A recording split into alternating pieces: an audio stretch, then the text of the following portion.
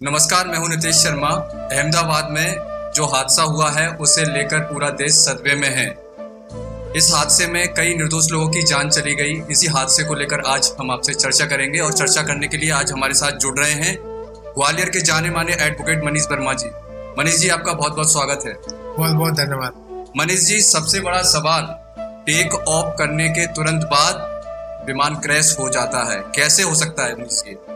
देखिए, विमान क्रैश होना एक बहुत ही दुखद विदारक घटना है जिससे कि सारा देश सदमे में है। जहाँ तक मेरा मानना है, अब ये तो वास्तविक जांच रिपोर्ट आएगी 2-3 महीने में, तब स्पष्ट होगा। लेकिन मैं कुछ इसके अन्य पहलू पे आपका जो एक ध्यान आकर्षित करना चाहूँगा कि ऑपरेशन सिंदूर के टाइम पर आपको याद होगा, आपने भी समाचार में सुना होगा कि टर्कियस कंपनी जिनका कि अपन ने जो नीचे ग्राउंड लेवल पे काम कर रही थी, उनके टेंडर अपन ने कैंसिल कर दिए थे भारत सरकार ने। उसके बाद हाई कोर्ट ने उसे मेंटेन रखा था, पर दुर्भाग्य से सर्वोच्च न्यायालय ने, माननीय सर्वोच्च न्यायालय ने उस ऑर्डर पर रोक लगा दी। तो जिस तरह से इन सुगम हवाई यात्राओं में किसी भी तकनीकी भूल के लिए कोई जगह नहीं होती है, तो उस तरह से सुरक्षा में चूक हम इस बात को मान सकते हैं। एक बार मैं ये नहीं कह रहा हूँ कि ऐसा हुआ होगा, लेकिन हमें ध्यान रखना चाहिए कि हमारे 2-3 ऐसे पूरी दुनिया में देश हैं जो हमारे दुश्मन देश हैं, पाकिस्तान, टर्की और अजरबैजान। ये 3 घोषित रूप से ऐसे दुश्मन देश हैं जो हर प्रकार भारत को क्षति पहुंचाना चाहते हैं। और फिर भी अब ऐसा दुर्भाग्य है कि उनकी कंपनियां हमारे बीच काम कर रही हैं और हम उन्हें रोक नहीं पा रहे हैं, क्योंकि माननीय सर्वोच्च न्यायालय ने दखल देकर और उस ऑर्डर को रोक लगा दिया। ये बहुत निराशाजनक और दुर्भाग्यपूर्ण लगा मुझे, जब यहाँ पे पूरे देश में, पूरे विश्व में माराकाटी मची हुई है और अपने निजी स्वार्थ के लिए बहुत सारे देश एक दूसरे पर आक्रमण कर रहे हैं। पाकिस्तान की लड़ने की औकात नहीं है डायरेक्ट, और न टर्की की औकात है, न अजरबैजान की है। लेकिन अब ये जब डायरेक्ट घात नहीं कर सकते, तो इस बात से इनकार नहीं किया सकता, इसमें दुर्घटना में कुछ ना कुछ विदेशी कंपनियों का षड्यंत्र दिखना आप निकल के कहीं ना कहीं आएगा। मनीष जी, सबसे बड़ा सवाल ये है कि इतना आधुनिक विमान जिसकी सेफ्टी रेट शानदार रही हो, वो विमान क्रैश हो जाता है अभी कुछ मिनटों बाद। देखिए, ड्रीम लाइनर जो है बहुत शानदार विमान है, और पूरे विश्व में यात्री विमान बनाने वाली 2 ही कंपनियां हैं, एक बोइंग और एक एयरबस। ये भी यूएस की कंपनी है। तो उन्होंने तो अपने सुरक्षा, और एक नहीं, ड्रीम लाइनर कई चल रहे हैं, सफलता से चल रहे हैं। हो सकता है इसमें कोई तकनीकी खराबी भी हो, क्योंकि ये तो अभी से अपन नहीं कह सकते क्या हुआ, लेकिन जो अपने हाथ में कम से कम वो सुरक्षा के इंतजाम तो करनी ही चाहिए। मैं ये मान के चलता हूँ, ड्रीम लाइनर का पहला केस सुन रहा हूँ, इस तरीके से उसने टेक ऑफ किया और 30 सेकंड 40 सेकंड में ही उसने कंट्रोल खो दिया और आकर के दुर्भाग्यपूर्ण ढंग से एक मेडिकल कॉलेज के ऊपर गिर गया, जिसमें हमारे जो यंग डॉक्टर, देश का भविष्य, उसमें कई बच्चे घायल हो गए और कई बच्चे खत्म भी हो गए। बहुत दुर्भाग्यपूर्ण घटना है, दुखद है, हृदय विदारक है। सारा देश क्षोभ में है, उन सब में अपन भी आते हैं। जब से घटना सुनी है, मैं बहुत बेचैन उठा और व्यथित होकर के रह गया। कुछ कर नहीं सकते अपन लोग, लेकिन ये जरूर है कि मैं माननीय प्रधानमंत्री सरकार से निवेदन करूंगा कि सुरक्षा की जो भी हो सके, अब ऐसी घटना ना हो भारत में। कम से कम जो हो गया उसको तो टाल नहीं सकते, ईश्वर की अब अपन मर्जी मान के ही एक अपन कह सकते हैं, लेकिन बहुत दुर्भाग्यपूर्ण हुआ है। मनीष जी, इस हादसे के बाद कहीं ना कहीं हवाई यात्रा से लोगों का विश्वास उठ गया है, उनके अंदर अब डर है, कैसे देखते हैं इसे आप? देखिए, कोई विकल्प नहीं है इन बातों का। यहाँ हजारों हवाई जहाज पूरी दुनिया में रोज उड़ते हैं और ट्रेनें भी एक्सीडेंट होती हैं, कभी कभी बसें भी एक्सीडेंट होती हैं, कारें भी एक्सीडेंट होती हैं। तो दुर्घटना की वजह से हम लोग अपनी यात्रा को नहीं रोक सकते हैं, हमें आगे की तरफ देखना है। हम लोग यात्रा को बैन नहीं कर सकते, कोई विकल्प नहीं है। जो यात्रा हम लोग 4 घंटे 6 घंटे में करते हैं, विदेशों में हम 10 घंटे 12 घंटे में पहुंच जाते हैं, वहां पहुंचने में हमें महीने भर लगेगा। तो ऐसा तो कोई विकल्प उसका है ही नहीं। तो निराशाजनक तो सोचना मैं गलत कहूंगा। ये हो गया, आगे से और सुरक्षा में चूक ना हो, इसी पे ध्यान दे सकते हैं, लेकिन प्रकृति को या दुनिया को आगे बढ़ने से रोक नहीं सकते। ड्रीम लाइनर यानी सपनों की उड़ान, और इस हादसे के बाद ये सपनों की उड़ान मिट्टी में मिली, क्या कहेंगे? ड्रीम लाइनर के ऊपर जो आरोप लग रहे हैं, टाटा कंपनी उसको अपलोड कर रही है, तो ठीक है, जांच करने में और सुरक्षा मानदंडों को दृष्टि को रखते हुए इनकी बिल्कुल गहनता सूक्ष्मता से तकनीकी जांच होना चाहिए, मैं इस पक्ष में हूँ। और अगर कोई तकनीकी कोई इसमें खामी निकलती है तो सारे ड्रीम लाइनर रोक करके, नाम अकेले से ही सपनों की उड़ान नहीं हो जाती है। सपनों की उड़ान रखने के लिए बहुत कुछ और भी अपने पास विकल्प मौजूद है। एयरबस है और भी बसें हैं, बोइंग ड्रीम लाइनर ही अकेला विकल्प नहीं है। हजारों प्रकार के, कई प्रकार के हवाई जहाज बन रहे हैं। अब तो हमारा भारत देश भी हवाई जहाज बना रहा है। हमें अपनी स्वदेशी तकनीकी से मेक इन इंडिया के अंतर्गत अच्छे यात्री विमान भी बनाना चाहिए। मैं तो यही, इस हादसे में मनीष जी आप किसकी गलती मानते हैं? इतना बड़ा हादसा आखिरकार कैसे हुआ है, क्या लगता है? देखिए, इतनी बड़ी दुर्घटना को अंदाज मार तो कुछ नहीं कहा जा सकता, लेकिन सुरक्षा के कहीं ना कहीं चूक तो हुई है। चाहे वो तकनीकी सुरक्षा में हुई हो और चाहे ग्राउंड लेवल पर कंपनी ने किसी ने षड्यंत्र किया हो। क्योंकि जो टर्किश कंपनियां ऑपरेट कर रही थी, तो अभी कुछ दिन पहले न्यूज पड़ी थी कि एक हवाई जहाज में एक्सप्लोजिव रखा हुआ था, बहुत ज्यादा उसमें बम और मिसाइल्स रखी हुई थी। उनकी अनुमति नहीं होने के बाद जीडीसीए ने उनको पकड़ा था और आपत्ति भी दर्ज कराई थी कि आप गलत कर रहे हैं। ऐसे ही अभी टर्किश कंपनी जो ये कचरा इकट्ठा करके वो जो इसको विस्तारण कर रही थी, अभी अहमदाबाद यानी ही उनको वार्निंग जारी की थी कि आप ये गलत तरीके से आप जो कर रहे हो।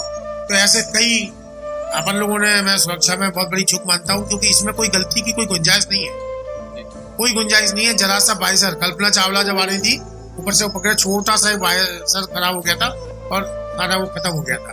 तो जब हवाई जहाज इतनी सुरक्षा उसमें देखनी चाहिए, तो इसमें कोई गुंजाइश नहीं है गलती की। इसमें सॉरी एक्सक्यूज मी के लिए कोई जगह नहीं है। आप देखो, पूरे यात्री मर गए, एक यात्री बच गया, तो मतलब भाग्य से वो, और एक लेडीज थी, उसको ट्रैफिक में उसकी जिंदगी बचनी थी, तो बेचारा ट्रैफिक ने बचा लिया। अपन रोज गालियां बकते हैं, जाम लग गया, जाम लग गया, जाम लग गया। उस जाम लगने से एक लड़की बच गई थी, मैं देख रहा था न्यूज को। तो सुरक्षा में अपन अभी दोषी किसी को मान नहीं सकते हैं। बस यही है कि जितना ज्यादा जो नियम है उनको फॉलो किया जाए और अधिक से अधिक सुरक्षा पर ध्यान दिया। इसी एक कहावत है, जाको राके सैया मार सके। ये कहावत सच होती दिखी जब 242 यात्रियों में से एक यात्री जिंदा बच जाता है। बिल्कुल, विश्वास कुमार जो कैसे बचा, क्या देखते हैं आप, क्या लगता है? विश्वास कुमार की जो सीट नंबर थी वो 11A थी। मैं भी अक्सर यात्रा में वो सीट पसंद करता हूँ, इमरजेंसी गेट के पास होती है, और ए सीट जो होती है वो विंडो साइड में होती है।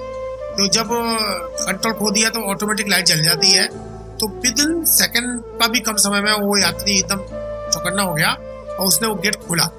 और वो गेट खोला, समझ लो यहाँ विमान टकराना हुआ, उसका गेट खोलना हुआ और वहाँ थोड़ा स्पेस था तो जंप मार दिया उसने। तो अब वो तो बाकी अकल्पनीय था ऐसा, मतलब जब सारे यात्री नहीं बचे, एक बच गया, उसको भगवान बचाने वाला था। और मैं तो उसे बहुत अच्छा मानूंगा उस यात्री, वो इतना अवेयर, सभी यात्रियों को बहुत अवेयर रहना चाहिए, और वो बच गया। बस ईश्वर की कृपा थी उसके ऊपर, वो उसकी सतर्कता उसको बचा लिया। इस प्लेन में, इस हवाई जहाज में पहले जो यात्री यात्रा कर चुके थे, उनका कहना है कि जब वो यात्रा कर रहे थे तो उन्होंने देखा उसमें एयर कंडीशनर, AC, टीवी तमाम खामियां पाई गई थी। तो क्या इन्होंने भी हादसे को संकेत दिया था, क्या लगता है? देखिए, ये जो खामियां बताई जा रही है, टीवी खराब होना, या ये अभी आम बात है। अभी मैं उस दिन इंडिगो में गया, एक सीट खराब थी। अभी माननीय शिवराज सिंह जी ने भी इस बात को कंप्लेंट की थी, आपको कुछ दिन पहले अगर आप न्यूज देखी हो, कि उनकी भी एक सीट खराब थी। कृषि मंत्री महोदय जब दिल्ली जा रहे थे भोपाल से, तो इंडिगो की या एयर इंडिया की सीट की, वो मुझे याद नहीं आ रहा, तो ये सीट उनकी भी खराब थी। तो ये छोटी मोटी खामियां हैं, पर होना नहीं चाहिए। मेंटेनेंस प्रॉपर होना चाहिए। जब आप इतना पैसा ले रहे हो, कंपनियां इतना पैसा ले रही हैं, तो निश्चित रूप से इसमें कोई गुंजाइश नहीं इस बात की कि आप गुड सर्विस ना दें। मैं फिर भी यात्रियों से निवेदन करूंगा, अगर उन्हें कंपनियों के द्वारा ठीक सर्विस नहीं दी जा रही है, तो हमारे पास कंज्यूमर फोरम का ऑप्शन है, आप उन पर क्लेम करके उनसे लाखों करोड़ रुपए आप ले सकते हो। और चूंकि अपन लोग जल्दी बिजी रहते हैं, फ्लाइट में चलने वाले लोग, चलो बाहर में जाए, लेकिन नहीं, अगर उन्हें सुधार कराना है तो हमारी भी कोई जिम्मेदारी है, हमको उन कंपनियों से वसूल करना चाहिए पैसे, तो वो अपने आप दुरुस्त हो जाएंगी। एक बार जब उनको लाखों करोड़ देना पड़ेगा तो सारी कंपनियां दुरुस्त हो जाएंगी। खूब खेच के पैसा ले रही हैं कंपनियां, तो अपन को भी अपने एक जागरूक एक उपभोक्ता के रूप में मैं ये बोलूंगा कि बिल्कुल, अगर आपको सर्विस अच्छी नहीं मिल रही है, कोई कंपनी गड़बड़ कर रही है, तो उनके ऊपर दावा लगाओ, उनसे पैसे वसूल करो। बोइंग कंपनी को लेकर, सुरक्षा को लेकर तमाम सवाल खड़े हो रहे हैं। सवाल तो खड़े होंगे ही, इतनी बड़ी घटना है, देश पूरा हिल गया, देश का पूरा विश्व हिल गया साहब। ट्रंप सदी के लोग हिल गए, बहुत सारे लोगों के स्टेटमेंट आए हैं। इसमें कोई गुंजाइश नहीं है। इस सर्विस में वही मैं कह रहा हूँ, कोई कंपनी हो ना करें, अगर उनकी योग्यता में कोई कमी है, उन कंपनी को तुरंत बैन करो। जैसे अभी टर्की कंपनी की थी, माननीय सर्वोच्च न्यायालय का जजमेंट मुझे बहुत निराशाजनक लगा। तो भाई अब सरकार कोई रास्ता निकाले, फिर उन्हें बैन करें, किसी और बात पे बैन करें। लेकिन कोई गुंजाइश नहीं है जरा भी खामी करने के लिए या कोई लापरवाही के लिए ऐसी हमें यही सबक लेना चाहिए। तो यही सबक हमारे लिए बहुत जरूरी है। टाटा कंपनी ने जो मृतक लोग हैं उनको 1 करोड़ देने का ऐलान किया है, क्या 1 करोड़ से इनकी वापस आ जाएगी? भाई साहब 1 करोड़ न्यौछावर में नहीं है। जो लोग हवाई यात्रा करते हैं और लंदन जा रहे होते हैं उनके लिए 1 करोड़ रुपए कोई बड़ी बात नहीं है। पैसे से किसी जिंदगी का मोल मैं कह रहा हूँ ना हो, अमीर गरीब भी हो। आप 1 करोड़ 100 करोड़ मरने के बाद क्या मतलब उस पैसे का, बताइए आप है? जो चले गए वो तो चले गए ना, और उस पैसे को कौन एंजॉय करेगा? उनके घर के लोग करेंगे। तो मैं नहीं समझता कि कंपनसेशन पैसे का आप किसी की जान से कोई तुलना कर सकते।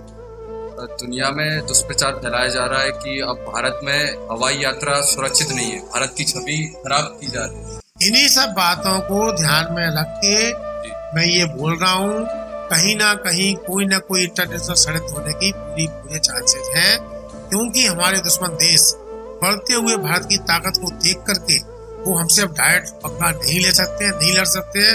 वो ये बात समझ गए हैं। जब ट्रम्प सरकार आई थी तो ट्रम्प ने बोला था 17,000 करोड़ डॉलर कुछ है, और डीप स्टेट ने इंडिया में खर्च किया था कि मोदी की सरकार ना आए। तो इंटरनेशनल जब डीप स्टेट इस तरीके से दखल देते हैं और भारत के गद्दार नेताओं को खरीद के भारत में देशद्रोही ताकतों को मजबूत करते हैं, जब वो इतना पैसा पानी तक बहा सकते हैं तो भारत को बदनाम करने के लिए, भारत के व्यापार को डैमेज करने के लिए, भारत की इमेज खराब करने के लिए ऐसा काम कर सकते हैं।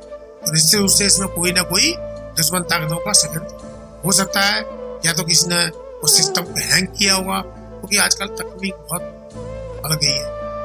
ये हैकर के द्वारा भी बहुत सारे काम हो सकते हैं। देखना आप कभी ना कभी कोई ना कोई षड्यंत्र इसमें निकलेगा। मनीष जी, जो भारत के विमान हैं उनकी सुरक्षा मेंटेनेंस की जिम्मेदारी उन देशों को दे दी गई है जो कि हमेशा भारत के खिलाफ खड़े रहते हैं। क्या ऐसी महत्वपूर्ण जिम्मेदारी ऐसे देशों को अब देनी चाहिए इस हादसे के बाद? क्या लगता है?